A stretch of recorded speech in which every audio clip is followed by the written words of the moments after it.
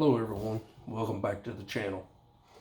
I was sitting around over the weekend trying to figure out what I wanted to do next, and it hit me. I haven't done a review on my Esee. I've showed it in the video when I was talking about the Gibson axe when I did the tabletop, but I never have done a review on it, and I don't know how I managed to let it slip through the cracks. So today we're going to talk about my Esee. Go over some things that I like about it. Go over only two drawbacks that I've seen, and I've kind of fixed both of those, but that's it. So overall, great knife, no problems, no complaints, but we'll discuss it and go over some of the details with it. It's been about a week since I put up a video, and I've been working here in the garage. I've talked about that before. I have finally just about got it done. I have moved out some furniture. I have got my shelves completed and able to get stuff on them.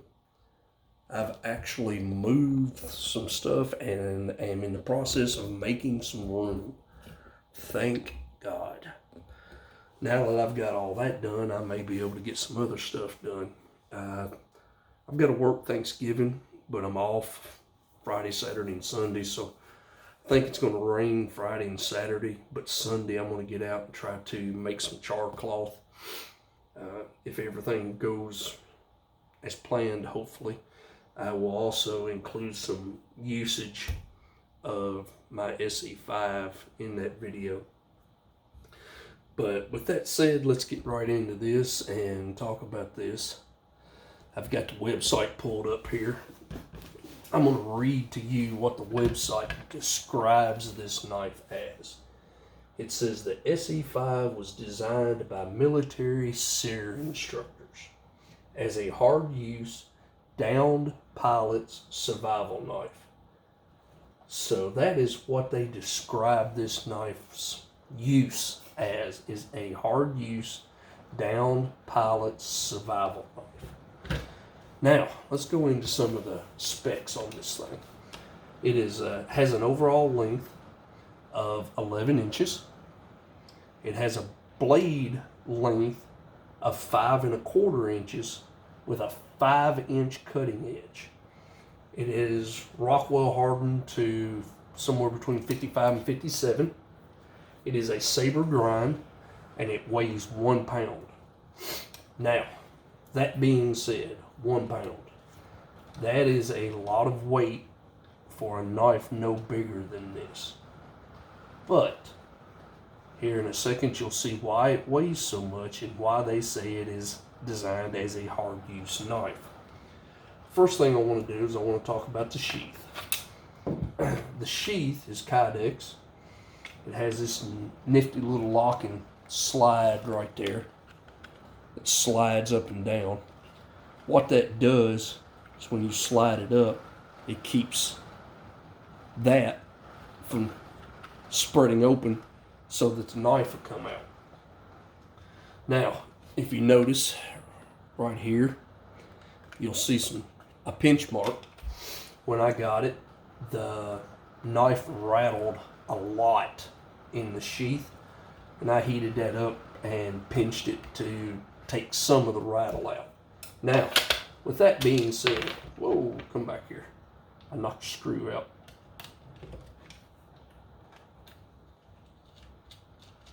That was a freak thing, because I don't know how I managed to hit that one time and the whole screw spin completely out of it. But if you listen, let me hold this clip back here so that you don't hear it rattling. It's still got some noise even after pinching the end of that blade, but that pinching that blade took a lot of it out. Now,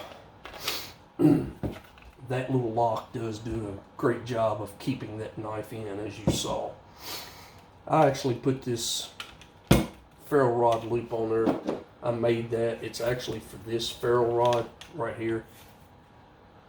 The reason I don't have it in there is, oh good Lord, got it in there and can't get it out now.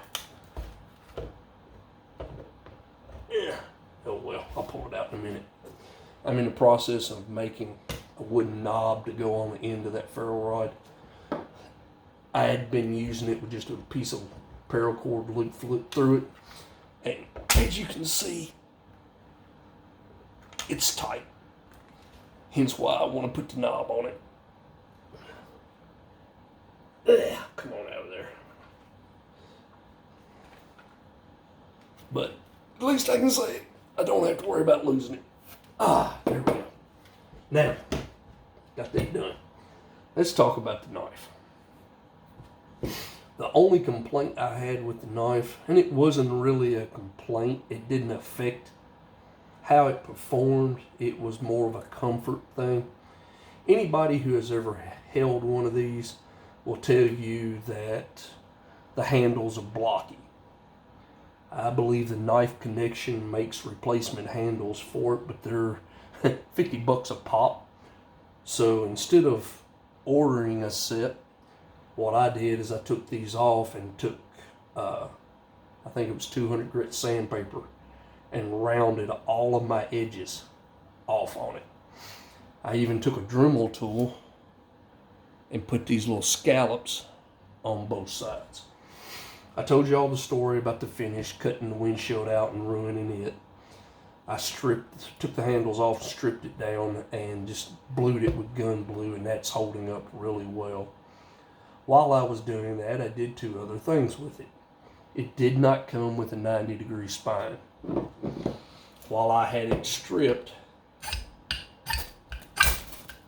I actually put a 90-degree spine on the knife so that I could use it with a ferro rod. The other thing I did is it had a glass breaker here.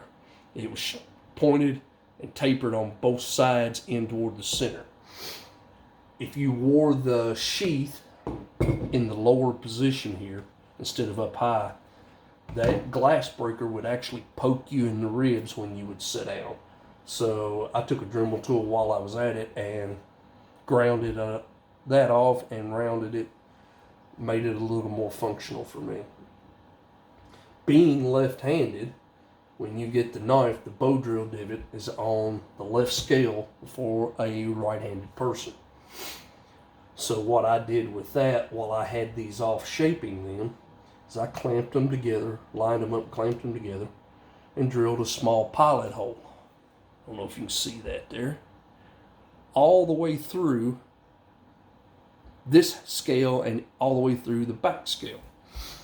Then what I did is I found a drill bit that fit that there, and then put a corresponding bow drill divot on the other side. So now I've got a bow drill divot on both sides of the knife, and being left-handed, I can actually use it now. The only other thing that I've done to this is when I resharpened it the first time, I believe they sharpen them at a 30 or a 32 degree angle, and I resharpened it at a 35. That makes it carve and feather stick a whole lot easier than it did when it first come from the factory. I got a piece of cedar here. Let's see if I can show you what I'm talking about.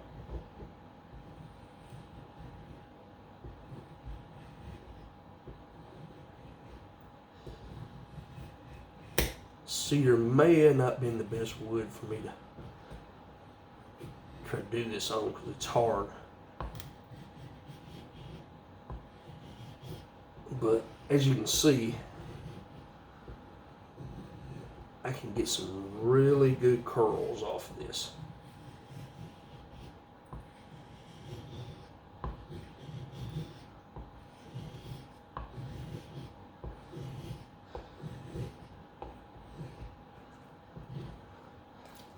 And when it comes to batoning with this knife, it will baton incredible.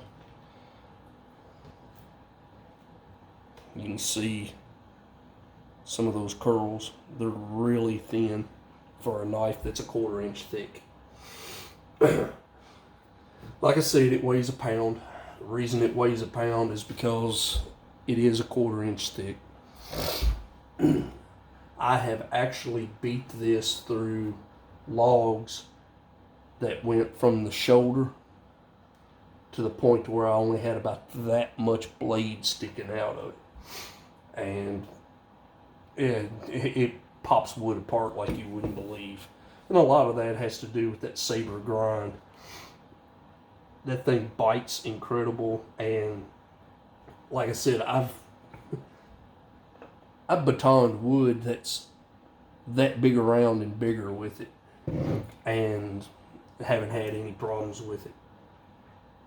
I don't think it would be physically possible, aside from doing something incredibly, how would you put this? Incredibly harsh. I don't think it would be possible to break this blade, because if you look at it, it's a 1/4 inch thick all the way up to that point right there, and then it tapers to a point. After using this knife, I think I gave $150 for it at Smoky Mountain Knife Works 5 years ago, 6 years ago. And after using this knife for all this time and doing some of the things that I have done with it, from the windshield deal I told you about, to cleaning game, to skinning deer, to field dressing deer, to carving, whittling, batoning, splitting wood, everything.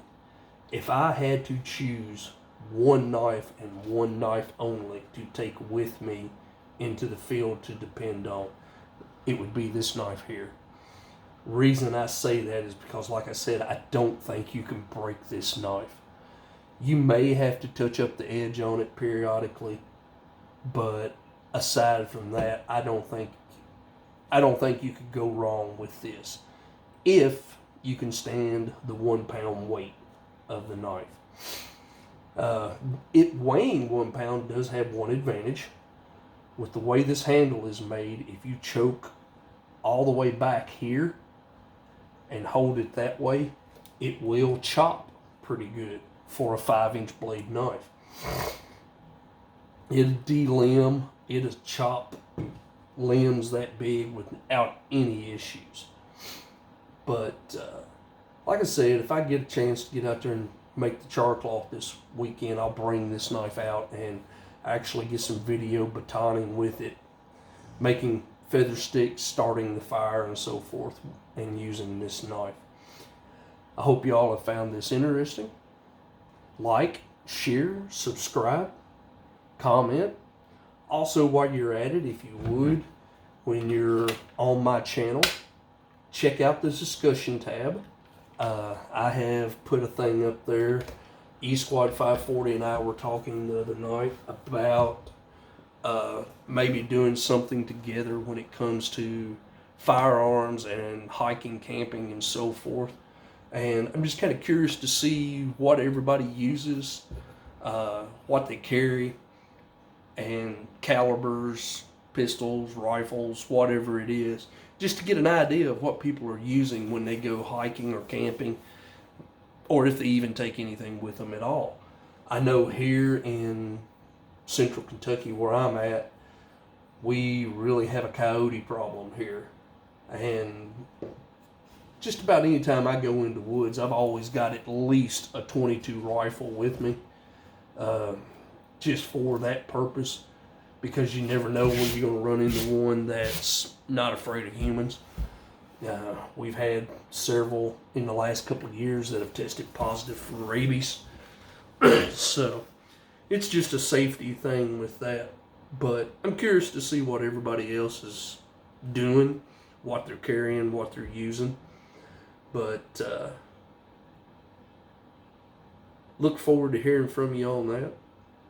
Like, share, subscribe, comment, and I'll get another video up soon. Have a good day.